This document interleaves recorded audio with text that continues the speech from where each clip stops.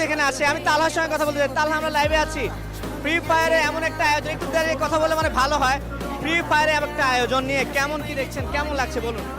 ভাই আমার মনে হয় ওয়ান অফ দ্য বেস্ট, আজ পর্যন্ত বাংলাদেশে হওয়া ওয়ান অফ দ্য বেস্ট আয়োজন হচ্ছে এটা। আচ্ছা, একটু আগে হেরে গেলেন।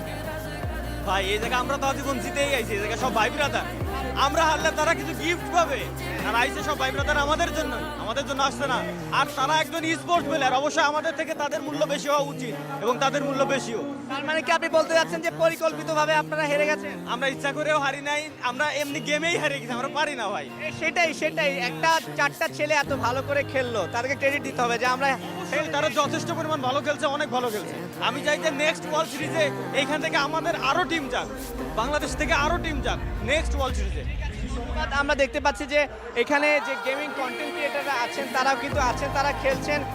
লটারি সিস্টেম রাখা হয়েছে, যে লটারির মাধ্যমে যাদের নাম উঠছে তারা কিন্তু এই গেমিং কন্টেন্ট ক্রিয়েটার আছে, জনপ্রিয় যারা আছে তাদের বিরুদ্ধে খেলছেন। অলরেডি একটা ম্যাচ অনুষ্ঠিত হয়েছে, আরও কিছু ম্যাচ অনুষ্ঠিত